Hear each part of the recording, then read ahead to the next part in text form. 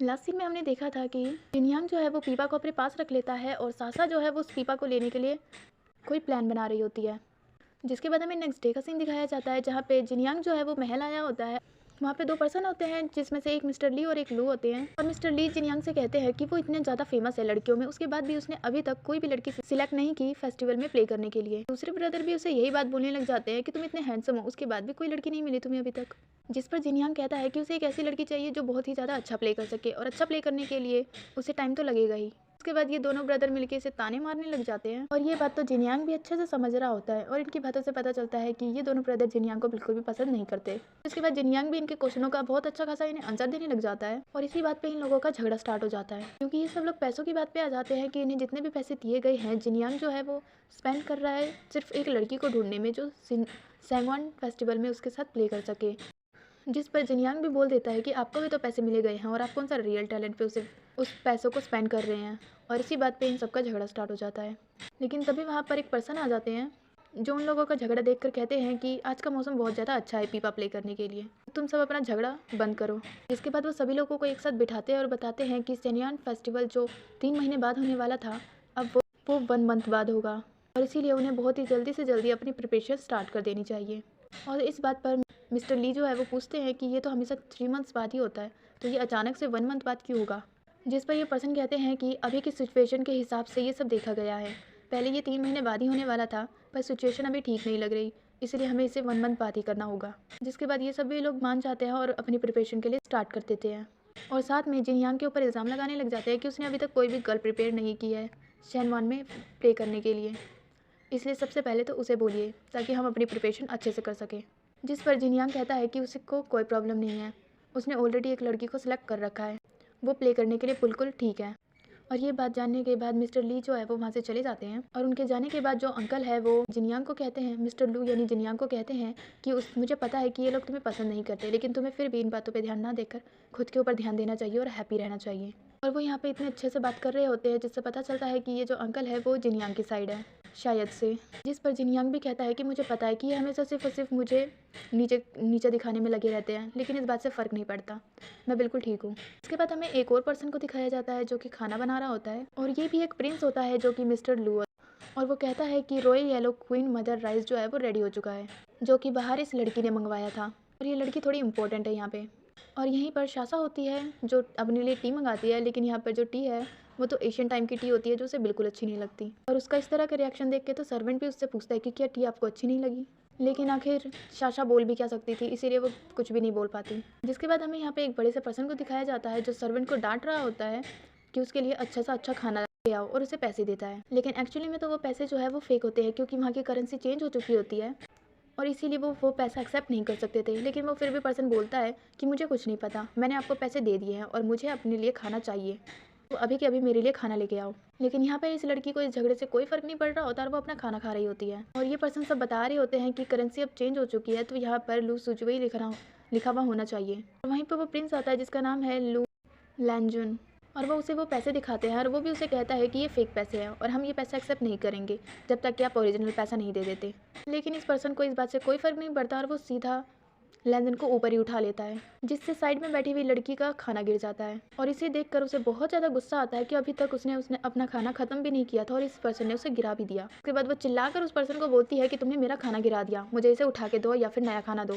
लेकिन ये पर्सन तो बिल्कुल ही ढीठ होता है और मान ही नहीं रहा होता। और जब उन दोनों का झगड़ा स्टार्ट होता है तो लैंजुन बोलता है कि सबसे पहले मुझे नीचे उतार दो, उसके बाद अपना झगड़ा कंटिन्यू कर लेना। लेकिन इस बात पर इस लड़की को बहुत ज़्यादा गुस्सा आता है और वो लैंजुन को अपने एक हाथ में उठा के दूसरे हाथ से उस ब्लू ड्रेस वाले पर्सन को गिरा देती है, और वो भी सिर्फ एक पंच में। और लैंजन को तो पता ही नहीं होता कि आखिर वो अभी तक ऊपर कैसे है। जिसके बाद वो उसी लड़की को देखता है कि उसने सिर्फ एक ही हाथों पे उसे उठा रखा है और वो उसे देखते ही फ्लैट हो जाता है कि ये कितनी ज़्यादा स्ट्रॉन्ग है। और ये लड़की भी जब उसे देखती है तो उसे देखती ही रह जाती है। जिसके बाद वो लड़की जो है वो लैंजन को नीचे उतारती है और उस ब्लू ड्रेस वाले पर्सन की बहुत अच्छे से पिटाई करती है, और वो पर्सन खुद को बचाने के लिए वहाँ पे रोने लग जाता है और कहता है कि आज के बाद मैं ऐसा कभी नहीं करूँगा, मुझे छोड़ दो। वहाँ पे वो लड़की जो है उसे छोड़ देती है और लैंजन जो है वो उसे देखता ही रह जाता है कि वो सच में कितनी ज़्यादा अच्छी है और कितनी ज़्यादा प्यारी भी है। और इसकी फ़ाइट देखकर यहाँ से सभी लोग जाने लग जाते हैं और वो लड़की जो है वो लुनजैन के पास आती है और तभी वो शॉपकीपर जो है वो उनसे पैसे मांगने लग जाते हैं कि आपने खाना खाया था। और तभी वहाँ पे एक लड़की आ जाती है और कहती है कि आपने फिर से किसी से फ़ाइट कर ली, आप मेरे साथ अभी के अभी वापस चलिए। जिस पर वो लड़की अपने पैसे निकालती है और उन्हें देने लगती है, लेकिन तभी वो देखती है कि उसकी करेंसी भी पुरानी है और उसकी फाइटिंग देखकर बेचारा शॉपकीपर इतना ज़्यादा डरा हुआ होता है कि वो खुद ही पेन से उसकी करेंसी को ठीक कर देता है और कहता है कि मैं इसी से काम चला लूँगा, आप जाइए।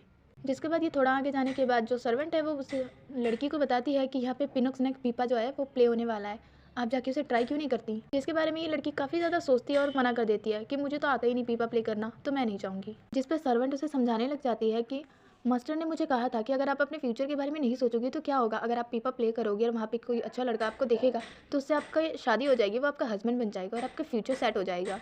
और इन सब बातों में उस गर्ल को कोई भी इंटरेस्ट नहीं आ रहा था और उनकी सारी बातें जो है वह लैंजन भी सुन रहा होता है। इसके बाद वो गर्ल कहती है कि तुम्हारे पास कुछ पैसे हैं क्या, मुझे भूख लगी है। और वो कहती है कि आपके पास कोई भी पैसे नहीं है, आप इतना ज़्यादा कैसे कर सकती हो, अभी अभी तो आपने खाना खाया था। जिस पर वो लड़की कहती है, एक तो ब्लू ड्रेस वाले पर्सन ने मेरा खाना गिरा दिया, मैंने अच्छे से खाना भी नहीं खाया और अभी पैसे भी नहीं है और बिना पैसों के फ्यूचर कैसे हो सकता है। ये सारी बातें बोलकर वो चली जाती है और उसे जाता हुआ लैंजन अभी भी देख रहा होता है और उसके सामने ही शासा आके खड़ी हो जाती है और वो उस लड़की को देखते हुए कहती है कि मिस्टर लैंड, अब मुझे पता है कि मुझे तुमसे अपना पीपा वापस कैसे लेना है। और पीछे से लैंजन उसके ऊपर चिल्लाने लग जाता है कि साइड हटो, तुम्हारी वजह से मैं उसको देख नहीं पा रहा। लेकिन तब तक में वो लड़की जा चुकी होती है, जिसके बाद ये उस पर और ज़्यादा गुस्सा करने लग जाता है। जिसके बाद हमें सीन दिखाया जाता है जिनयांग का, जहाँ पे एक लड़की होती है और वो पीपा को प्ले कर रही होती है। लेकिन वो लड़की जैसा पीपा प्ले कर रही होती है उससे यानजियान बिल्कुल भी खुश नहीं होता और पीपे प्ले करते हुए उस लड़की को हाथ में चोट लग जाती है, जिस वजह से जिनयांग उसके पास आता है और उससे कहता है कि वो जाके रेस्ट करे क्योंकि उसके हाथ में चोट लग गई है। और उसके जाने के बाद वो परेशान हो रहा होता है कि आखिर स्पिनॉक नेक पीपा को कौन प्ले करेगा, किसी के बस का नहीं हो रहा ये। और सिनियान फेस्टिवल जो 1 महीने बाद ही होने वाला है वो उसके लिए परेशान होने लगता है और अपने सर्वेंट से कहता है कि हम कल से फिर ट्राई करेंगे। जिसके बाद में नेक्स्ट डे का सीन दिखाया जाता है, जहाँ पर जैसे ही जिनयांग जो है वो अपने महल से बाहर निकलता है तभी सारी लड़कियां उसके आसपास आ जाती है और उसे देखने लग जाती है और यहाँ सासा भी उसे छुप के देख रही होती है ताकि उससे अपना पीपा वापस ले सके। जिसके बाद जिनयांग बाहर आकर वहाँ से जाने लग जाता है और उसे पता चल जाता है कि शासा उसका पीछा कर रही है। इसके बाद वो एक जगह पे जाता है जहाँ पे बहुत सारे कपड़ों को कलर्स किया जाता है और वहाँ पे शासा उसे ढूंढती रह जाती है और काफ़ी देर ढूंढने के बाद अचानक से जिनयांग उसके सामने आ जाता है और उसे देख के डर जाती है, जिस वजह से जो कपड़े वहाँ पे सूख रहे होते हैं वो उनके ऊपर ही गिर जाते हैं। इसके बाद शासा यहाँ पे वापस से अच्छी लड़की बनते हुए उसको फंसाने लग जाती है और उससे किसी भी तरह पीपा वापस लेती है और इस पर जिनयांग पूछ लेता है कि आखिर वो वहाँ पे वापस क्यों आई है और इस तरह की बातें क्यों कर रही है। और शासा को सीधे सीधे बोलना पड़ता है कि मुझे मेरा पीपा वापस चाहिए। जिस पर जिनयांग बोलता है कि ये तो तुमने खुद मुझे दिया था और अब मुझे देने के बाद वापस मांग रही हो। जिस पर शासा कहती है कि मुझे पहले लगा था कि मैं ये तुम्हें दे सकती हूँ, लेकिन इसको देने के बाद मुझे रियलाइज़ हुआ कि ये पीपा मेरे लिए बहुत इंपॉर्टेंट है, तो इसे तुम मुझे वापस कर दो। लेकिन जिनयांग तो उसे सीधे सीधे मना कर देता है और वो उसी जगह झगड़ा स्टार्ट कर देते हैं। जिसके बाद जिनयांग कहता है कि वो इस पीपा को वापस नहीं करेगा क्योंकि उसे ये पीपा प्ले करना है शैंगवान फेस्टिवल में। जिस पर शासा उससे अपना पीपा वापस मांगने लग जाती है और कहती है कि तुमने जो मुझे पैसे दिए थे वो वापस ले लो और मुझे मेरा पीपा वापस कर दो। लेकिन जिनयांग तो उसे साफ साफ मना कर देता है और उससे कहता है कि अगर तुम्हें अगली बार मुझसे मिलना हो तुम मेरे पास आना पीपा लेकर, क्योंकि मैं यहाँ पे बहुत ज़्यादा बिजी हूँ। और ऐसा बोलकर वो चला जाता है और उसके जाने के बाद जो शासा है उस पर काफ़ी ज़्यादा गुस्सा करती है और कहती है कि जिनयांग वेट करो मेरा। जिसके बाद हमें रात का सीन दिखाया जाता है, जहाँ पे शासा जो है वो एक पर्सन के पास आई होती है पीपा खरीदने के लिए, लेकिन उसके पास ज़्यादा पैसे नहीं होते और पीपा बहुत ज़्यादा महंगे होते हैं। जिसके बाद उसके पीपा के बदले जो पैसे मिले थे वो उसी से एक पीपा खरीदती है। जिसके बाद हमें सीन दिखाया जाता है नेक्स्ट डे का, जहाँ पे जिनयांग जो है वो कुछ लड़कियों का पीपा प्ले करना सुन रहा होता है, लेकिन वो उसे अच्छा ही नहीं लग रहा होता। जिसके बाद उन लड़कियों का पीपा सुनते हुए उसे किसी और के पीपा प्ले करने की आवाज़ आती है और वो बाहर आके देखता है कि आखिर वो पीपा कौन प्ले कर रहा है और उसके साथ बाकी सारे लोग भी आ जाते हैं और वो देखता है कि जो शासा है वो छत के ऊपर जाकर पीपा को प्ले कर रही होती है, जो कि बहुत अच्छा होता है। और ये देखकर जियानांग हैरान हो जाता है कि वो बहुत ज़्यादा अच्छा प्ले कर रही है और कहता है कि मैंने इस लड़की को अंडर एस्टिमेट किया, ये पीपा इसका है, ये सच में कितना ज़्यादा अच्छा प्ले कर रही है, ये पीपा इसका पीपा इसी को बिलोंग करता है। और साथ में सभी लड़कियां ये देख के भी हैरान होती है कि वो अपने हाथों से प्ले कर रही है और उसके हाथ कट भी नहीं रहे। और ये सारी चीज़ें देखने के बाद जियानांग समझ जाता है पिनॉक्स नेक पीपा जो है वो सिर्फ और सिर्फ शासा ही प्ले कर सकती है। यहाँ पे शासा वही म्यूजिक प्ले कर रही होती है जो उसने फर्स्ट टाइम अपने कॉन्सर्ट में किया था। जिसके बाद शासा का म्यूजिक प्ले करना हो जाता है और तभी जो पीपा है वो अचानक से टूट जाता है, क्योंकि ज़्यादा पैसे ना होने की वजह से उसने टूटा हुआ पीपा ही खरीदा था। और सभी लोग इस चीज़ से हैरान हो जाते हैं कि वो टूटा हुआ पीपा से इतना अच्छा म्यूजिक प्ले कर रही थी। और यहाँ पे हानकी भी होती है जो कि ये सब देखकर काफ़ी ज़्यादा जेलस हो जाती है, क्योंकि सभी लोग शासा की तारीफ कर रहे होते हैं। जिसके बाद हमें शासा और जिनयांग को एक साथ बैठे हुए दिखाया जाता है, जहाँ पे जिनयांग जो है वो उसे फेस्टिवल में प्ले करने के लिए कहता है और उसे उसका पीपा वापस करता है। जिस पर शासा भी बहुत ज़्यादा नौटंकी करती है और कहती है मुझे रियलाइज़ हुआ कि ये पीपा तो मैंने तुम्हें दिया था, अब दी हुई चीज़ वापस लेना बहुत ज़्यादा बुरी बात होती है, इसलिए मैं इसे वापस नहीं ले सकती। जिस पर जियानांग उसे बताता है कि जीत फेस्टिवल में जीत गई तो उसे लू लैंगजुन के साथ काम करने का मौका मिलेगा। जिस पर शासा पहले उसकी काफ़ी तारीफ करती है कि लुओ लैंगजुन जो है वो काफ़ी ज़्यादा अच्छा है, लेकिन उसे पता ही नहीं होता कि आखिर वो है कौन। और जिनयांग के काफ़ी ज़्यादा बोलने के बाद शासा जो है वो येस नो करते हुए उसे हाँ कर देती है, बिकॉज़ वो यहाँ आई पीपा के लिए थी और अभी तक नाटक ही कर रही थी। और ये सारी बातें होने के बाद साशा कहती है कि उसे अपने हस्बैंड के बारे में जानना है, वो उसे अभी तक नहीं मिला। और जियानांग ने बोला था कि वो उसकी हेल्प करेगा उसके हस्बैंड को ढूंढने में। जिस पे जियानांग जो है वो शासा को उन्हीं दोनों लड़कों को दिखाता है जहाँ पर जिन्होंने उसके ऊपर हमला किया था पीपा के लिए। और वो काफ़ी ज़्यादा बहाने कर रहे होते हैं कि उन्हें कुछ भी नहीं पता है, लेकिन जियानांग के धमकाने के बाद वो दोनों बता देते हैं कि शासा का हस्बैंड जो है वो कहाँ मिलेगा। जिसके बाद सीन दिखाया जाता है कि जिनयांग जो है वो शासा को अपने कैद में बिठा के उसके घर छोड़ने जाता है और शासा जो है वो उसे घूर घूर के देख रही होती है, इसने मेरे 2 पीपा चोरी कर लिए। लेकिन आखिरकार मुझे पीपा मिल गया, लेकिन फेस्टिवल तक के लिए, और मुझे किसी भी तरह इस पीपा को इससे वापस लेना होगा। और इसने मेरी हेल्प भी की मेरे हस्बैंड को ढूंढने के लिए। इतनी देर से वो घूर घूर के ये सब सोच रही होती है और इतने में जियानांग जो है वो भी अपने आइज़ ओपन कर लेता है और कहता है कि मुझे घूरना बंद करो।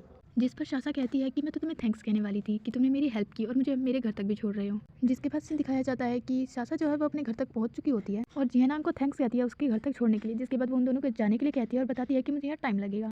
जिस पर जियानांग कहता है कि हम तुम्हारा वेट करेंगे और कहीं और देख लेंगे, अभी तुम जाओ। जिसके बाद वो वहाँ से चले जाते हैं। जिसके बाद दोनों को साथ में दिखाया जाता है जो आपस में सोच रहे होते हैं कि उसे किसी भी तरह से शासा को मनाना होगा ताकि वो चैंगवान फेस्टिवल में उसके साथ म्यूज़िक प्ले करे। और यहाँ सासा अपने अलग ख्यालों में होती है जियानान को लेकर। और यहीं पर हो जाता है आज का एक्सप्लेनेशन ख़त्म। और मेरा गला जो है वो ख़राब हो रखा है, जिस वजह से बिल्कुल भी अच्छी आवाज़ नहीं आ रही है। सो सॉरी उसके लिए।